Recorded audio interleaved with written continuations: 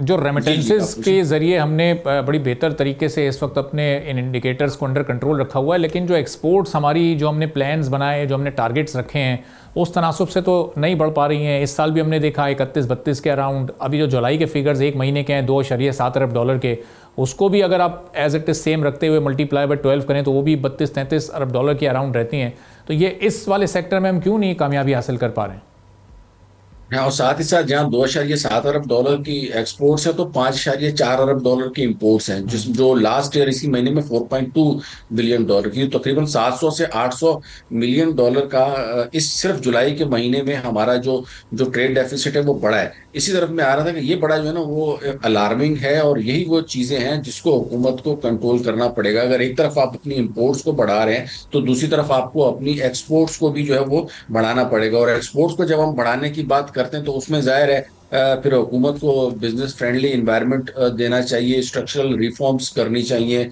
या हमारे यहाँ पे जो हुंडी हवाले की जो मार्केट है, ब्लैक मार्केट में आपको पता है इस वक्त ज्यादा सोने में काम हो रहा है, फॉरेन एक्सचेंज के डॉलर में लोग काम कर रहे हैं, इसी तरीके से जो है वो प्रॉपर्टी में काम कर रहे हैं। ये हमारी वो एक ब्लैक इकोनॉमी की जो 2-3 कंपोनेंट्स हैं, इनके ऊपर जो है ना वो हुकूमत को बहुत ज्यादा कोशिश करनी चाहिए कि इन तीनों चीजों में जो हमारी ब्लैक इकोनॉमी चल रही है उसको अगर हम किसी तरीके से रोकेंगे और उसको जो है वो व्हाइट इकोनॉमी या ऑफिशियल बिजनेस की तरफ लेके आएंगे, लोग स्टॉक एक्सचेंज में कारोबार करें, बैंक में ट्रांजेक्शन्स करें, बैंक में डिपॉजिट्स रखवाएं, या इसी तरीके से हुकूमत पावर सेक्टर के ऊपर जो है वो इस्लाहात करे और जो जो इंडस्ट्री लगाना चाहते हैं उनको फैसिलिटेट करे। ट्रैवल एंड टूरिज्म के में हमारे पास बड़ी अपॉर्चुनिटीज मौजूद हैं। कल भी अभी प्राइम मिनिस्टर साहब ने जो है वो इसके ऊपर एक बात की है, बात करते हुए ये कहा है कि हमारी जो ट्रैवल एंड टूरिज्म है उसमें भी बहुत पोटेंशियल है। कई मुल्कों की इकोनॉमी जो है उसे ट्रैवल एंड टूरिज्म के ऊपर चल रही है, और हमारे यहाँ उसका जो रेवेन्यू है वो ना होने के बराबर है।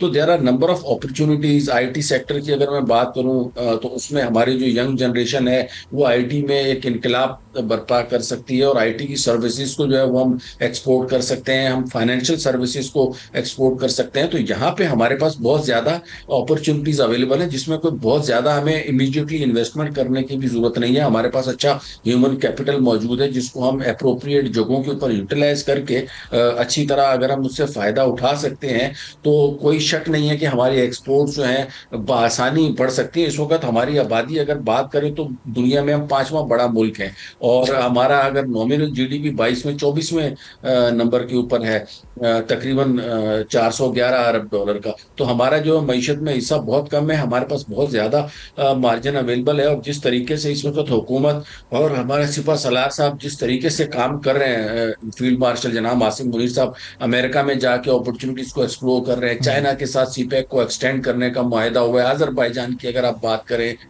इसी तरीके से ईरान के साथ हमारे जो है ना बहुत अच्छे ताल्लुकात हैं। वहां से हम तेल जो है ना वो बजाय इसके कि स्मगलिंग के जरिए उसको मंगवाएं, उसी तेल को अगर हम जो है वो बार्टर ट्रेड के जरिए मंगवाएंगे तो उसको जो है ना ऑफिशियल भी हो जाएगा और उसका हुकूमत को भी फायदा होगा। अब ये हो रहा है कि ईरान से हमारे पास जो तेल आता है उसमें आम आवाम को नॉर्मल रेटों के ऊपर मिलता है, और चंद हाथ जो है वो उसको जो है ना वो उसके स्मगलिंग के पैसे में जो मुनाफा होता है वो जो है इस्तेमाल कर जाते हैं। तो होना ये चाहिए कि ये बाकायदा एक फॉर्मल तरीके से हो, एक्सचेंज ऑफ गुड्स हो, जिसके नतीजे में हुकूमत को भी फायदा और हमारी ओवरऑल जो बिजनेस एक्सपेंशन का जो प्लान है वो जो है वो अपने नुक्ता उरूज तक पहुंचे। अभी तो हमने स्टार्ट ही नहीं किया है। राइट। फर्दर अगर मैं इसमें मजीद बात करना चाहूँ तो माइंस एंड मिनरल्स के हवाले से, जो रेयर अर्थ मिनरल्स हैं, जो कि आपको पता है ये लैपटॉप की स्क्रीन्स में और दीगर जो जो कंप्यूटर से रिलेटेड चिप्स हैं उनमें ये सारे यूज होते हैं, और अल्हम्दुलिल्लाह पाकिस्तान में उसके एक अच्छे ज़खायर मौजूद हैं। सब्सक्राइब करें और बेल दबाएं ताकि कोई खबर रह न जाए।